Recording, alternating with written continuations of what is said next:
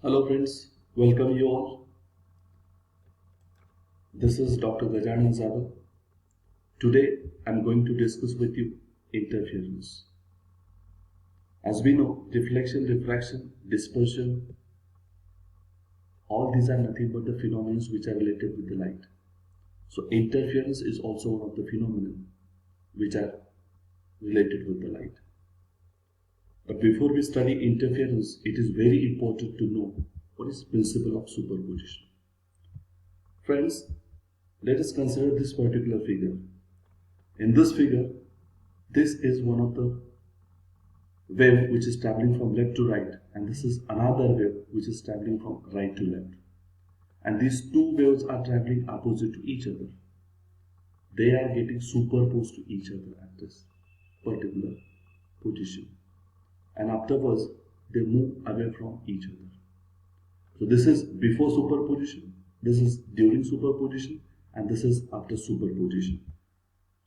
Now, principle of superposition states that when two or more than two waves arrive at a point simultaneously, each wave shows its own displacement which is independent of other, and the resultant displacement of that wave at a point is the vector sum of the displacement due to each wave. So this is what we call it as a principle of superposition. Similarly, let us consider this is one of the figure where this is one of the wave and this is another wave. This is wave 1 and this is wave 2, which are traveling opposite to each other. When both these waves come closer to each other at this particular point, they combine to form a bigger wave.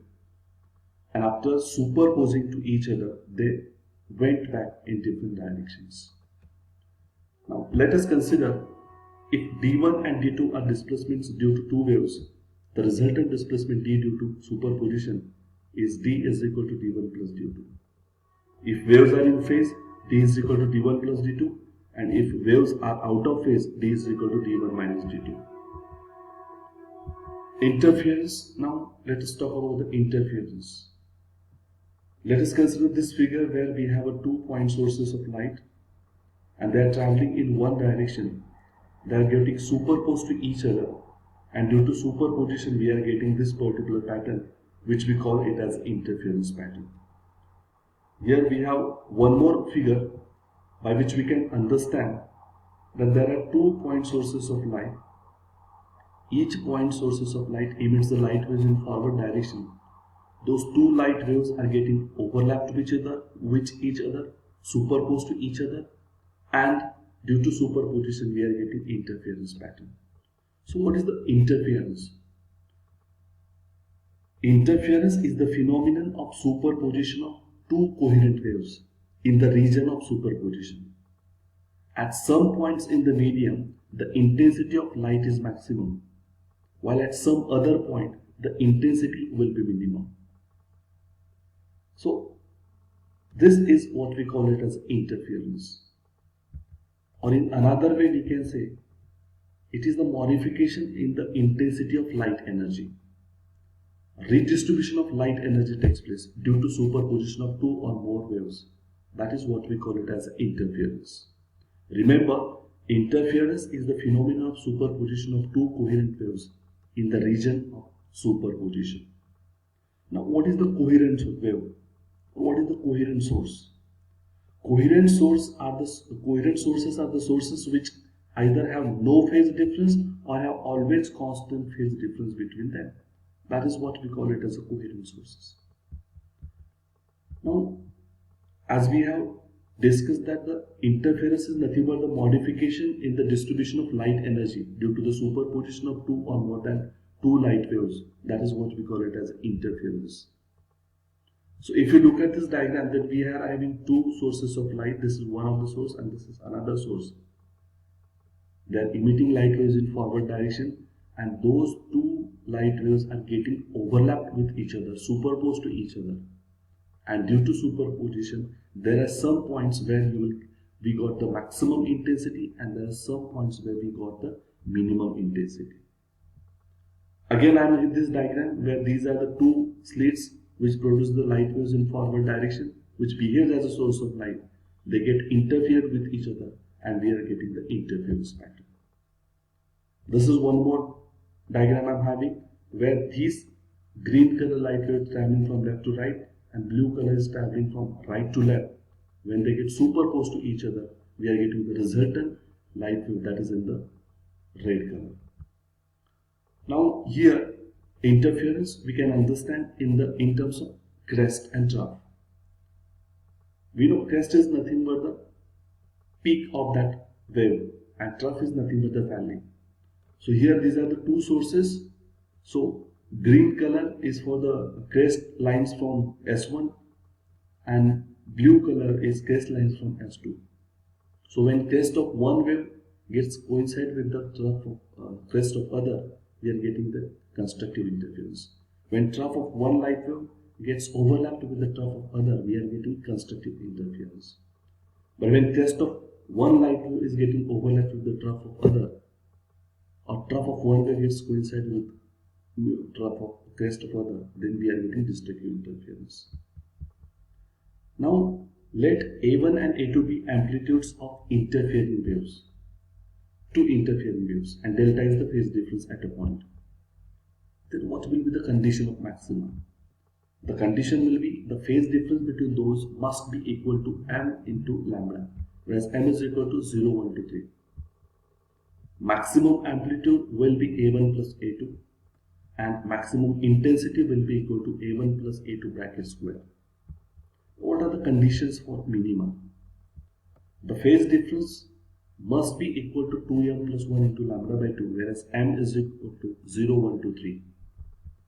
And minimum amplitude must be A1 minus A2. Minimum intensity is equal to A1 minus A2 bracket square. So this is the condition. What is the relation between the path difference and phase difference? That is, phase difference is equal to 2 pi by lambda times path difference.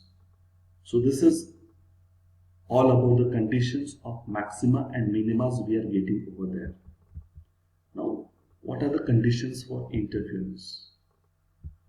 The first condition is that two sources of light must be of the same frequency and wavelength. Second condition, the two sources of light must be coherent.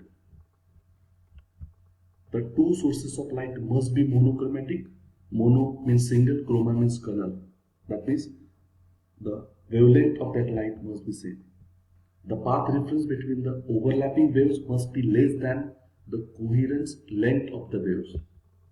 If the two sets of waves are plane polarized, the planes of polarization must be the same. So these are the conditions for interference. What are the conditions for formation of distinct fringe pattern? If we want to obtain this type of a distinct fringe pattern, then what are the conditions? Then there are certain conditions. The two sources of light must be of the same frequency and wavelength. This is the first condition. Secondly, the two coherent sources must lie close to each other. Third, the two interfering waves must have equal amplitude.